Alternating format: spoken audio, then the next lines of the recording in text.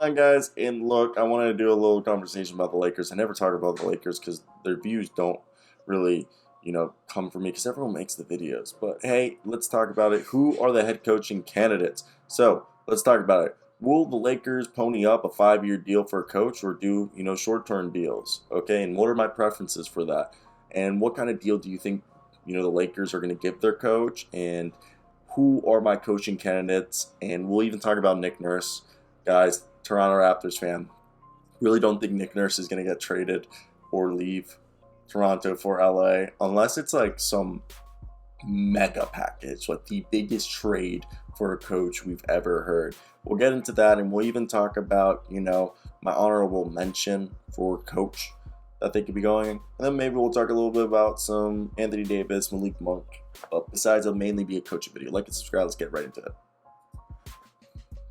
So the Lakers' first order of business this offseason should be hiring an NBA coach, a head coach to be exact. And then we could talk about the Russell Westbrook, Anthony Davis, and, the whole roster change that they potentially need. The next Lakers head coach could be, in a few ways, what the franchise needs to close the gap between the growing list of teams that have passed them as, championship contenders.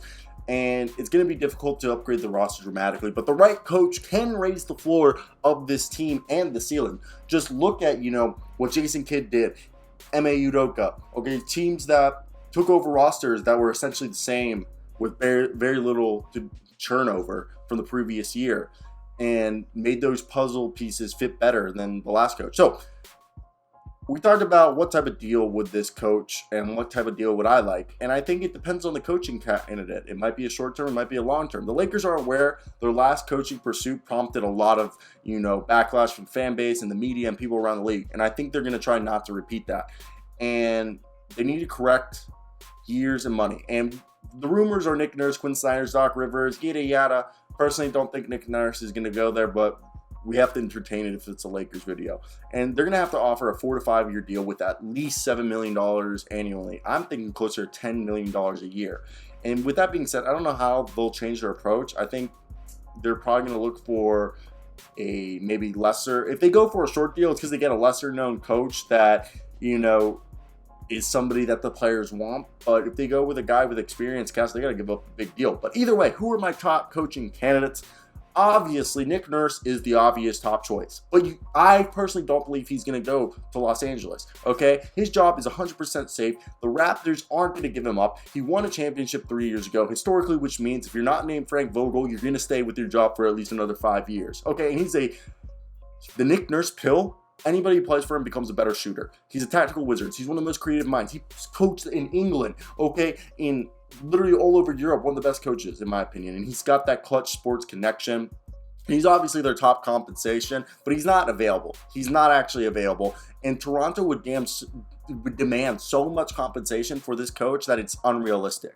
Now, the other guys, Quinn Snyder, Mike Brown, and, I prefer them, a tactical search, which Rob Pelinka has indicated that they're going to do. And when we look at this, Quinn Snyder has taken a hit, his reputation, because the Jazz have struggled, repeatedly in the playoffs due to their inability to carry over regular season success to the postseason, and it struggles to counter what teams throw at Rudy Gobert with a 5-out lineup. And that being said, a large part of Gobert's limitation in the modern NBA is due to the front office, his roster construction, the roster that they've given Quinn Snyder, and it's just been weird vibes all around. But again, losing to the Doncic-less Mavericks might not help, and the Kawhi-less Clippers of the year before. But he's a very smart coach. He's coached, he comes from the Spurs, very smart, very well respected. Quinn Snyder, though, runs a very complex team, and it's been said that it really takes a year. The first year with Quinn Snyder's is kind of like a learning year. So I don't know if Quinn Snyder's would be the guy. Now, Mike Brown. Mike Brown was LeBron's coach. Mike Brown's also a former Lakers coach.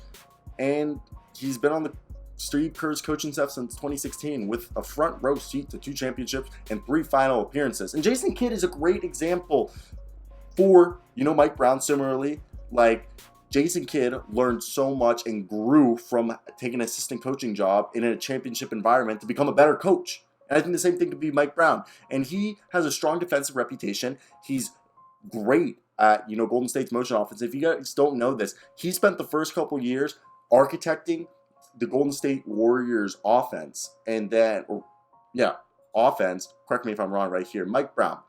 Mike Brown spent the first years, coaching the team's offense, but now he's charged the defense. When they just finished this year with the second best defense, defensive rating, the second best opponent field goal percentage, and the third best opponents per game. Mike Brown, literally, for the first 4 years, he did the offense. In the last 2 years, he's been basically the defensive coordinator for this team. I'm a huge Mike Brown fan in this search, but we got to obviously talk about the honorable mention, Juwan Howard. And he's got NBA experience. He was literally LeBron's player coach when they won championships, okay? He was an assistant coach, an assistant player coach under Eric Spoelstra. He's great at player development. He has a great relationship with LeBron. And he's done a great job in Michigan. Plus, I love that right hook he threw. Then there's Terry Stotts. I don't want Mark Jackson. I don't want Doc Rivers. Terry Stotts, maybe.